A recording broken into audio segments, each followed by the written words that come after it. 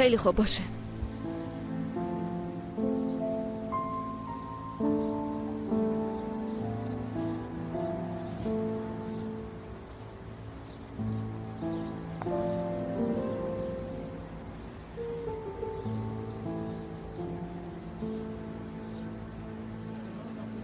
بیا هموطن بیا، اینا هنر دست بچه‌های بی سرپرسته. بیا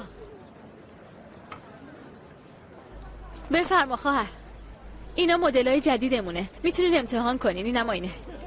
کارهای متنوع زیادی داریم، اگه بگین چی میخواین میتونم کمکتون کنم.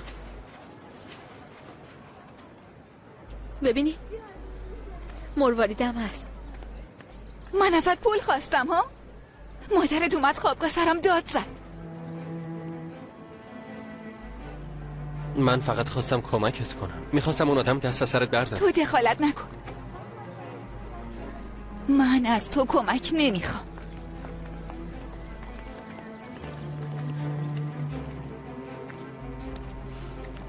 سرکان کاش مادر تو وارد این مسئله نمی کردی. جمره، من دارم سعی میکنم کمک کنم.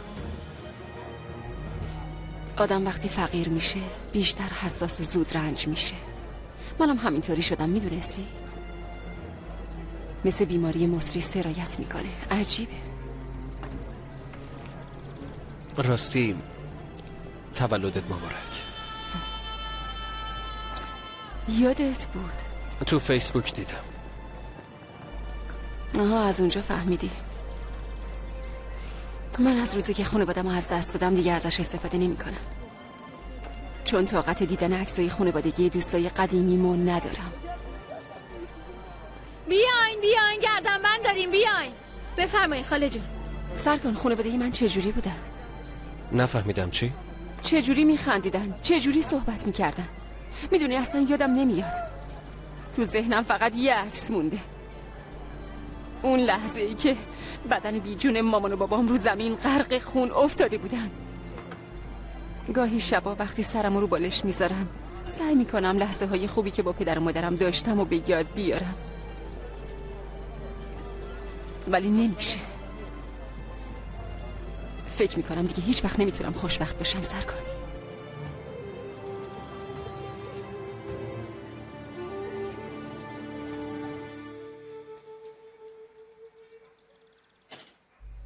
آخه چطور تونستی این کارو بکنی؟ شیر باید به کل عوض شه. خیلی خوب باشه اوستا، خب هر کاری لازمه بکن. باشه، ولی قبل از اینکه به من زنگ بزنی دست نمیزدی الان کارم کمتر بود. سر در نمیارم اوستا جون، من از این کارا سر در نمیارم. خوبه؟ میشه بیشتر از این شرمندم نکنی؟ خب اگه سر در نمیاری چرا دستکاری میکنی؟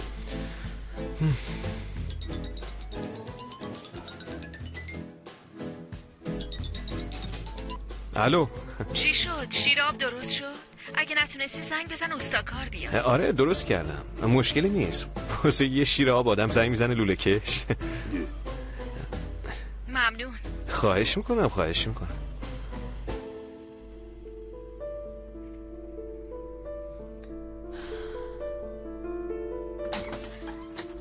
هدیه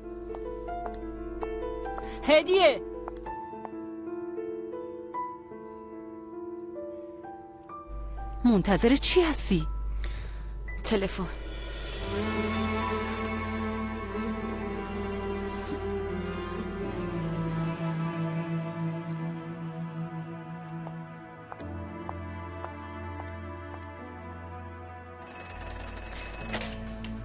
الو مامان.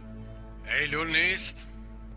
نه، اگه کار واجبی ندارین میشه بعدن زنگ بزنین. من منتظر تلفن هستم. مهمه، برو صداش کن. شما ناپدریش هستی؟ آره منم. حتما تو هم یکی از دوستاشی؟ آره؟ ببین چی میگم. خوب گوشاتو باز کن. نزدیکای ما یه بیمارستان هست، ایلول بلده.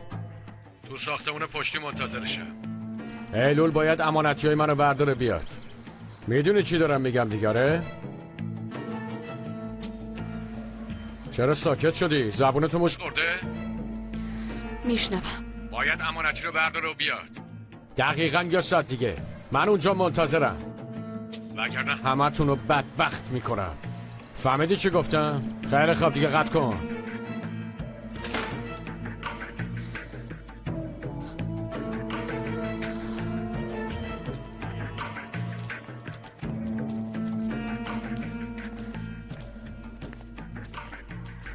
ساغر چی شده؟ ایلول ناپدریت زنگ زد. امانتیشو میخواد.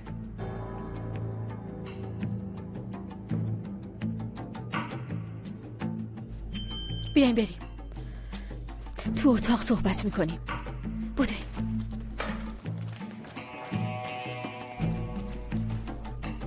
گفت اگه تله ها رو براش نبریم بدبختمون میکنه. اینو گفت. غلط میکنه. فکر میکنه چون بچه‌ای میتونه ما رو بترسونه. بچه‌ها بلند میشیم میریم بهش میگیم که تله ها رو دزدیدن. من رسیدگی میکنم تو نگران نباش. ممنون فریده خانم. ما رو میکشه. نریم. بذارین منتظر بمونه. اگه دوباره بیاد اینجا چی؟ نمیاد. ما اینجا جامون امنه. دخترها خواهش میکنم انقدر نگران نباشین. به خودتون بیاین. اون هیچ کاری نمیتونه بکنه. ایلول کجا میری؟ دستشویی. ببین سعی نکن تنهایی کاری بکنی. به خدا دارم میرم دستشویی. باشه.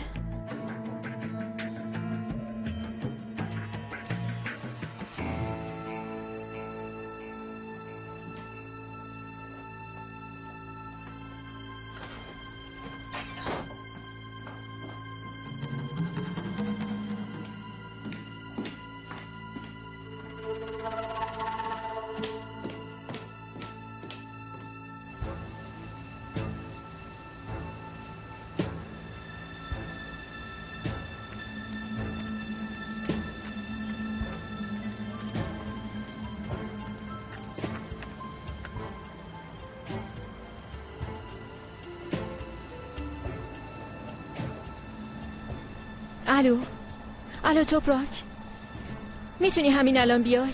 به کمکت احتیاج دارم.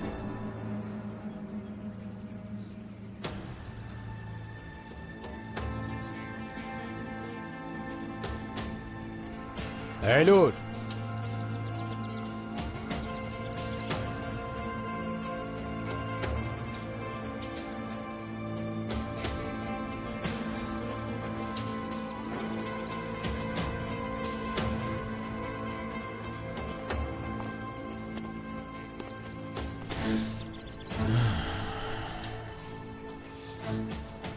دختر، هر روز داری خوشگل‌تر میشی.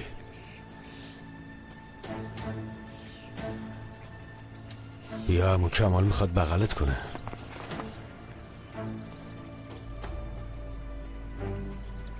تله ها نیست. یعنی چی نیست؟ ها؟ منو مسخره کردی آره؟ آره؟ ها؟ همینجا میتونم حسابتو برسم. شما میخواین پول من از چنگم در بیارین آره؟ آره؟ چی شد؟ پول به مزاج آدم خوش میاد نه؟ بگو ببینم طلاهای من کجا؟ زود باش بنال. با تو دختره رو ول کن. با تو ولش کن. شما دخالت نکنی. نه این اینجا. ولش کن. توپراک نزدیک نشو میزنم. خانم کوچولو منو نگاه کن. بالاخره به حسابت میرسم فهمیدی؟ گیرت میارم. نزدیک نشو.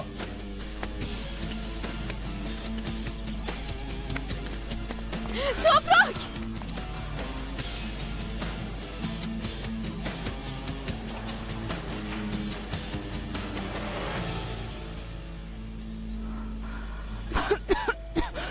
خوبی عزیزم، ببینم کاریت که نکرد.